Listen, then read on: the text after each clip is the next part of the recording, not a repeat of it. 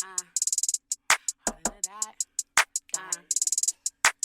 This the heart of the dot. We climbing to the top. This the heart of the dot. The number one spot. This the heart of the dot. We climbing to the top. The number one spot. Ayy. This the heart of the dot. We climbing to the top. This the heart of the dot. The number one spot. This the heart of the dot. We climbing to the top. The number one spot. Ayy. Heart of the dot. Me. Heart of the dot. Ayy. What's up, everybody, and welcome back to Heart of the Dot with your girl Mish and your girl. Well, hold up. We got Vanna back in the building. What's up, y'all? Welcome back, Vanna. She is joining us today on Heart of the Dot. So, for all of our local metropolitan viewers, you all are very familiar with Quindaro. So on the show today, we have Nakia joining us to bring Quindaro awareness. Welcome. Hey, how are y'all? We are doing amazing. That's good. So, what is your role with Quindaro? I mean, Quindaro as a community, as a neighborhood, that's just where I grew up. Mm-hmm. I actually lived with my mom off 38th and Leavenworth Road, so like right around the corner. But my dad, he grew up, his family has lived in the heart of Quindaro my whole life. Quindaro Park, that's where I played as a child. I went to Quindaro Elementary School. That's just my area. Mm-hmm. That's my area. As my daddy calls it, the real Quindaro. Yes. The real Quindaro. So yeah, I've just always grown up knowing about the history, the legacy, the everything. I mean, that as a child, I honestly, to the point where you ain't even want to hear it sometimes. Like, my family just talked about Quindaro all day, every day. Stories from the past, stories of how we grew up, stories of how we got there. Yeah. So, Quindaro is just, I don't know, it's just like alive and well in my heart. That's like what I know. You know what I'm saying? That's just what I know. What did you think about it as a girl, as a little girl? As a little girl, I was over it. It was like...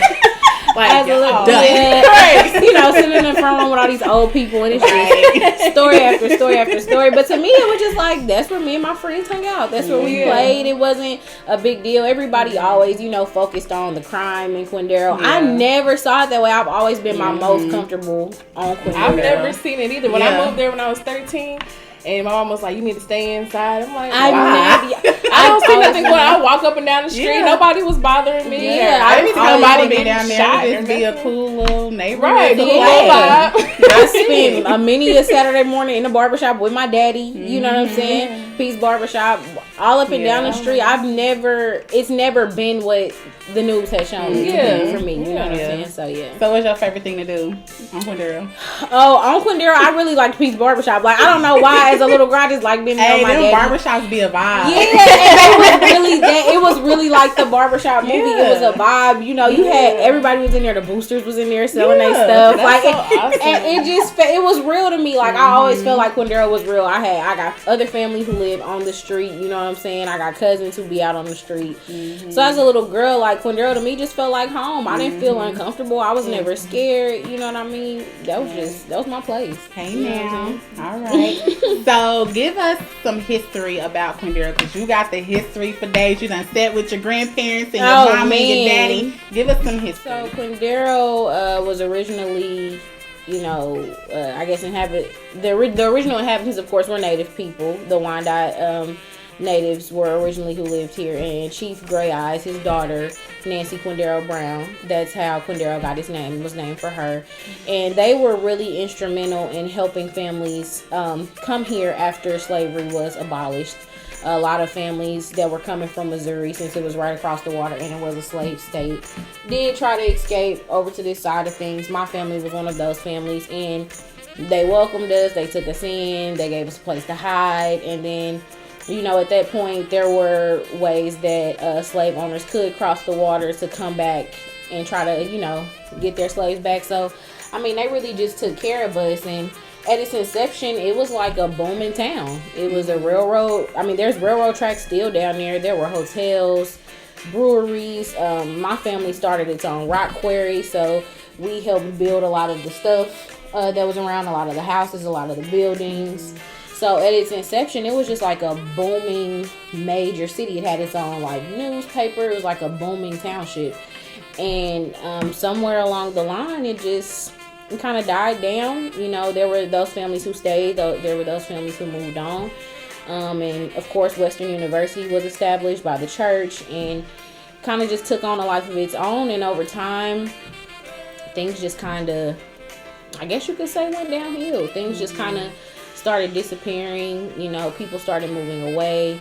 And it just kind of became what people see it for today. And people don't really know that history, that background, and people don't really get to see that. So why do you feel like it started dying down and people moved away? It's really hard for me to say. You know, sometimes, even today, you know, you hear people like, I got to get out of Kansas. I want to, you know, I want to move somewhere else. It's really hard for me to say, but I myself personally could see that having a lot to do with it. People look for different opportunities in different places. At that time, lots of people. Their safe haven. Yeah. That's kind of like weird. Yeah. I think sometimes people get to a place where, you know, they're a little beyond this, but you do have those people whose families originally came here. Like my family, we've never left. And my daddy will tell you to this day, he not going nowhere. Like he would never for life. He wouldn't even move to a different neighborhood. That's his neighborhood. So I think that a lot of it was just due to people maybe wanting something different for themselves. You know what I'm saying? Maybe didn't see the value in the area anymore. And it just kind of lost, that feel. And that's where you started to see Quindaro become what you see as Quindaro Boulevard versus Old Quindaro, which was the township that sat, you know, closer to the river. So, do you have like history in regards to Allen Chapel, Western University?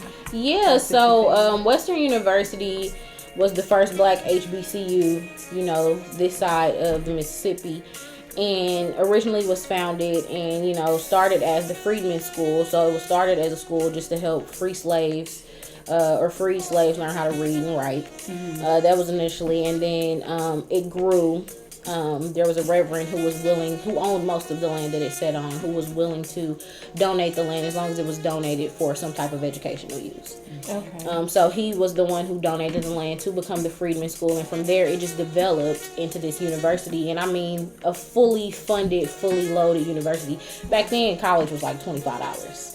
So that was your books, your tuition. Was a lot to them. That was a lot to them. That's true. That was a lot to them. Yeah, for real. That was your books. I had my bachelor's, master's, PhD, everything. Yeah, that was your books, your tuition, and so parents were saving up that $25, and people were saving up that $25 and sending their kids to school. They had wood shop, they had cosmetology school, they had you know, culinary school, they had everything. They had a really huge band at Western University. They were really well known for their band. There were a lot of musicians and jazz musicians and singers who actually came and performed. They had a cadet program. It was like a fully loaded college. They had dormitories, the whole 9 yards. It was lit. I mean, looking at the pictures. Let that go. So when did they end? Like, what year did they end Western University?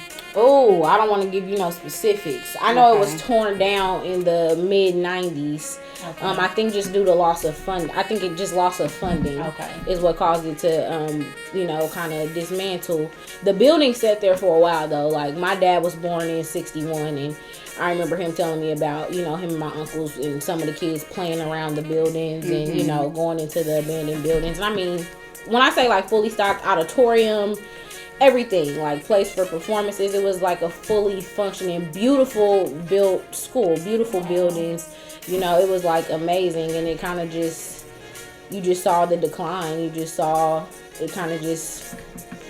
I wish they slowly had tore it down so we could just do it. Yeah. See, I would love to like sit with somebody that went there, but that was so long ago. We did our family museum did have a guy donate his grandfather's diploma from there. Okay. Yeah, so we do have his diploma, and they were huge. I mean, like the size of a flat screen. Like the paper was so big, it was huge. Like y'all gonna know I graduated. Something like this, right? Y'all gonna know I graduated. So yeah, like it's really cool to hear even the stories of people who got to like go into the buildings. It was so much back there. There was, you know what I'm saying, a hospital, Douglas Hospital, which is where my dad was born. That was torn down.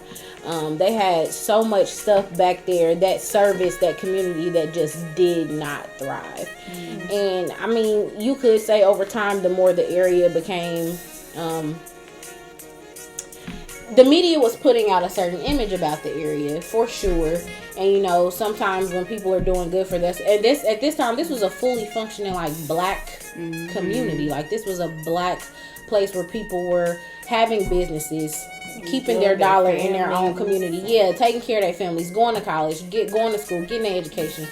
I think sometimes that's intimidating to a certain group of Americans. Yeah. You know what I'm saying? Of course. That can be intimidating. So, you know, people start to try to find ways to make that go away or to take from that. And then you get people who move into areas who don't understand the history, so they don't really care to try to, you know, preserve it. Yeah, that definitely happens. So you were mentioning the lady who originated...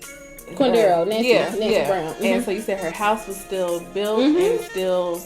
Is it open to like view, or is it just somebody living there? Somebody does live there, yeah. Okay. So it is owned by somebody. It did not get turned into a museum. I don't know why. Wyandotte County. I mean, that would have been a perfect. Yeah, I don't know why the government doesn't think she's important enough for that.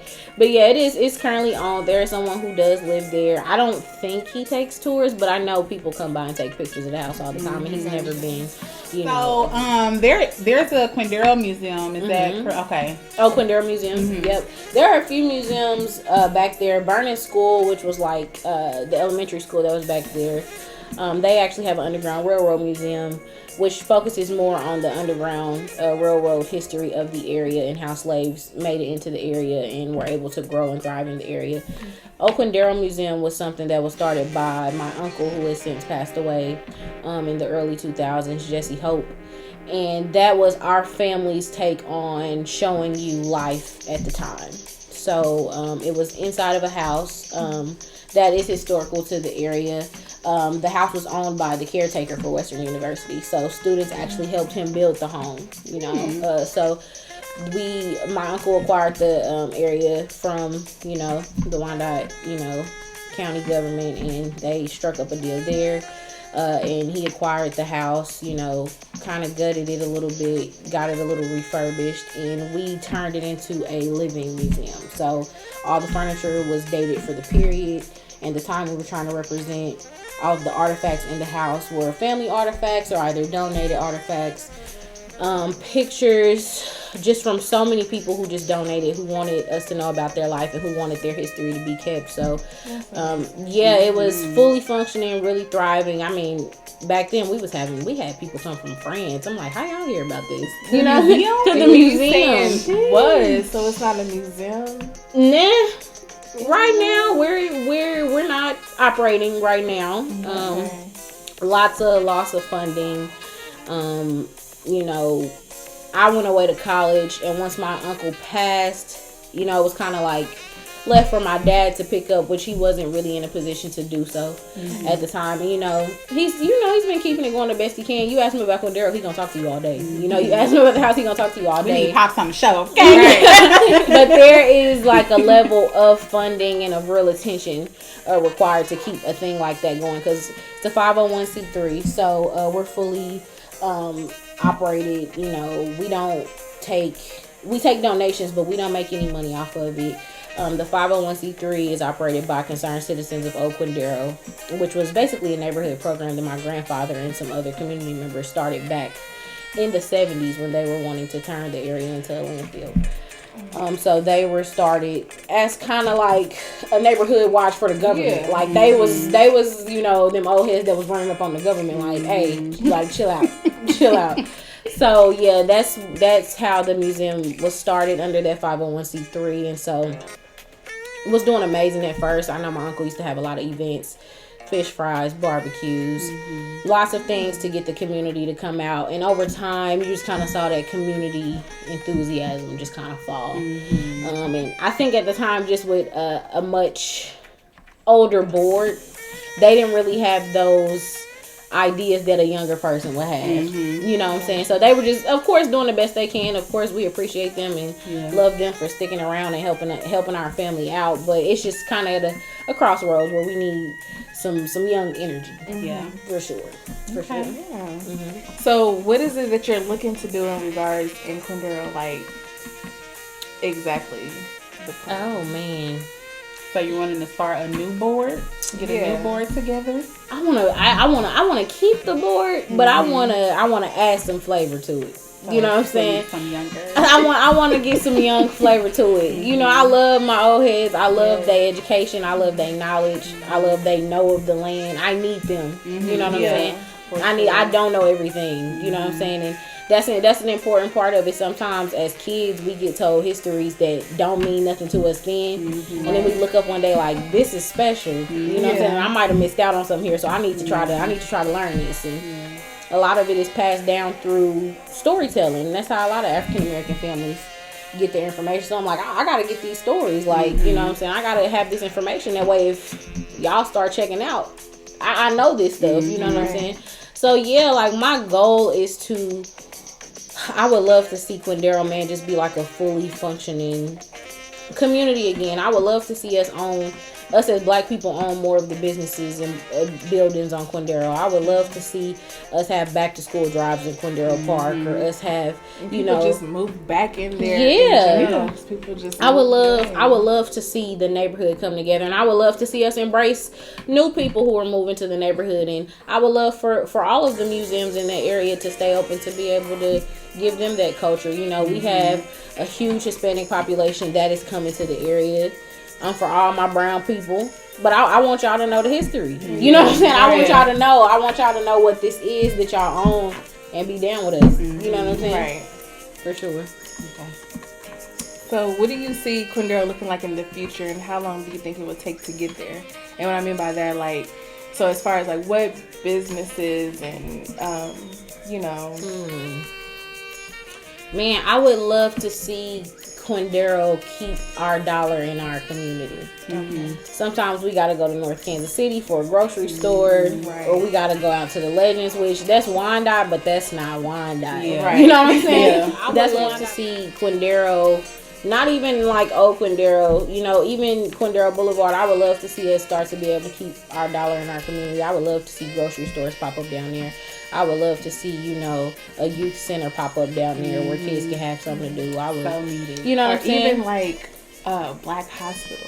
Because we have one. We have, you know what I'm saying? We have one. I would love to see a community center. You know what I'm saying? Yes. When I initially, when I found out I was pregnant, I'm like, I want to have my baby shower in my neighborhood. Yeah. And there was no place for me to, really have it. So I would love to see us be able to keep our dollar in that area and support our people. And I would love to see the younger generation kind of step up and take that on, and love that and appreciate that, because the reality of it is you gonna look up one day and it's gonna be gone. Yeah. You know what I'm saying? You gonna look up one day and the government gonna be and moved it this way and sold it to this person and gave it to this person, and it's just like, I think we gotta take pride in what originally we built up. Regardless of what the media put out about it, regardless of what people say about it.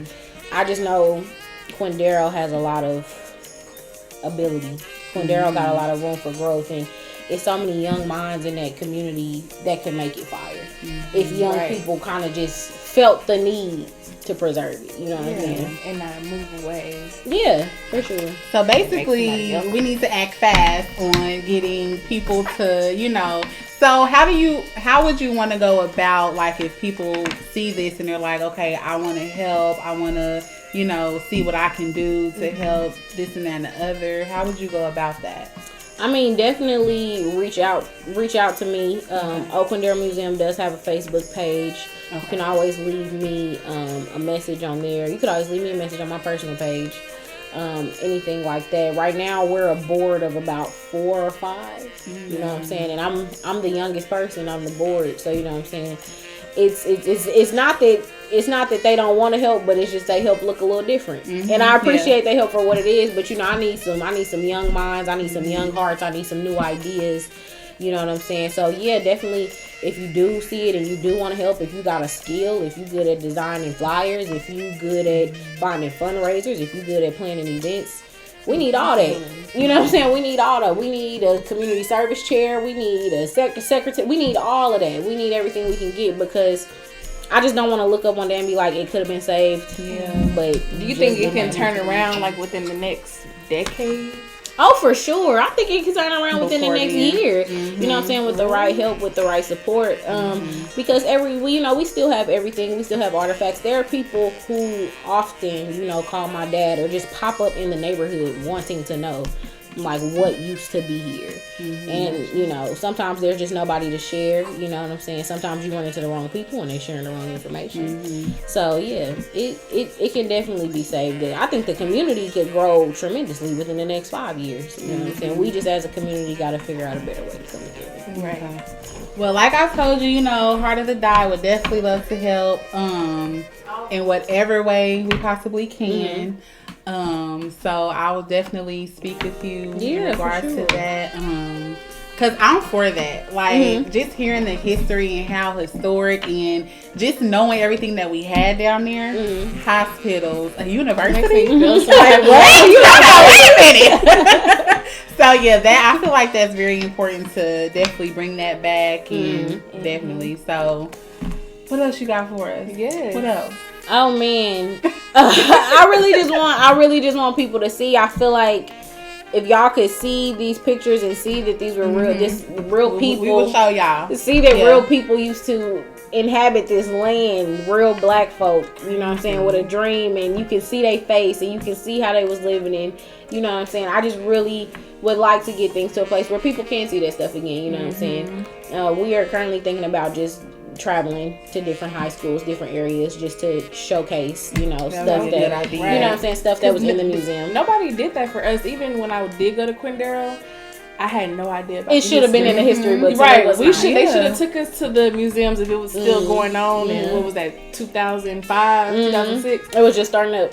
They should have took us to that. Yeah. Like, it should definitely instead of taking us to Science City or whatever. Yeah, or Eisenhower Museum. Let me know about my history. Exactly. You know what I'm saying? It should have definitely been in history books. And I be finding it so unfortunate how many people don't know and how many people only see Quindaro for a murder, crime, right? Area, or Parkwood Pool. Yeah, because it's just even Parkwood, like those areas are areas that Quindaro is close to, because those was like affluent black neighborhoods. You know what I'm saying? And so it's just like I just wanted to get to a place where people can, come to this museum and see how these people were living. You know what I'm saying? See how well they kept themselves, and how great of a community this was. I mean, and we got everything. Them ladies you showed me with the fur on. Very nice, very well. Yeah, like it was real back then, and I would just love for people to be able to see the history, because it's a different thing when you can look at it and you can see people who look like you and see what they was on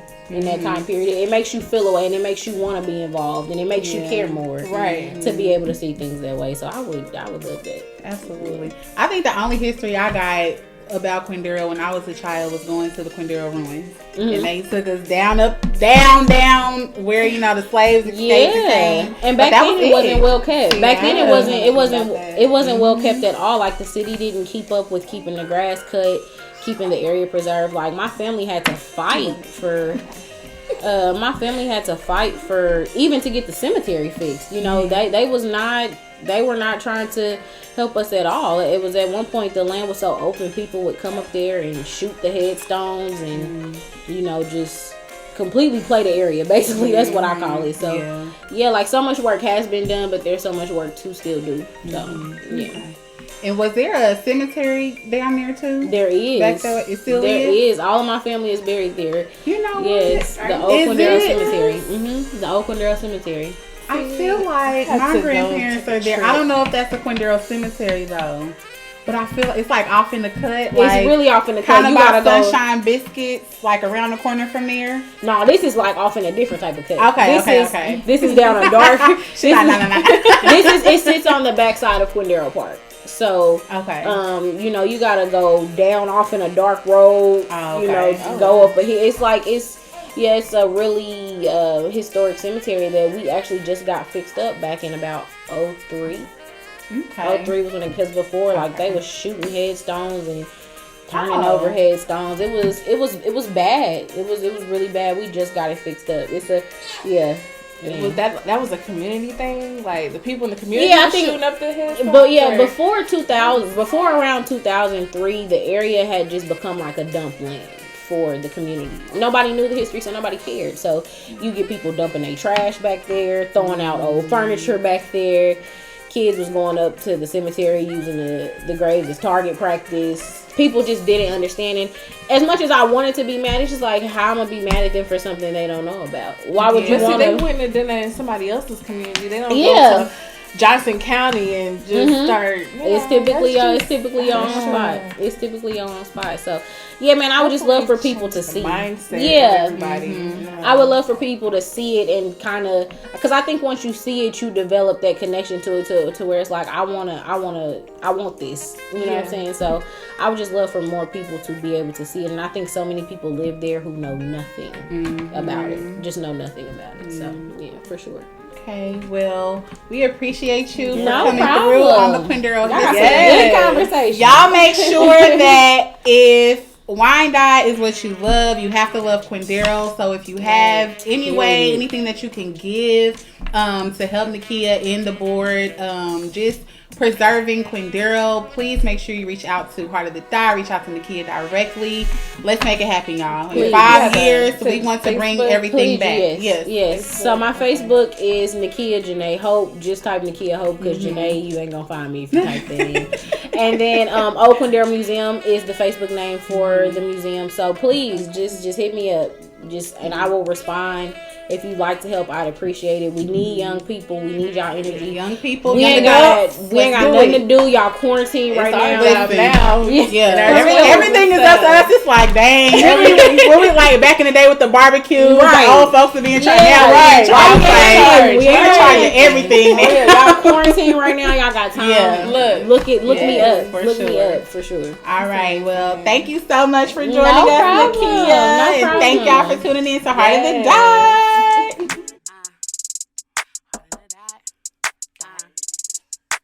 This the Heart of the Dot. We climbing to the top. This the Heart of the Dot. The #1 spot. This the Heart of the Dot. We climbing to the top. The #1 spot. Ayy. This the Heart of the Dot. We climbing to the top. This the Heart of the Dot. The #1 spot. This the Heart of the Dot. We climbing to the top. The #1 spot. Ayy. Heart of the Dot. Me. Heart of the Dot. Ayy, ayy, ayy.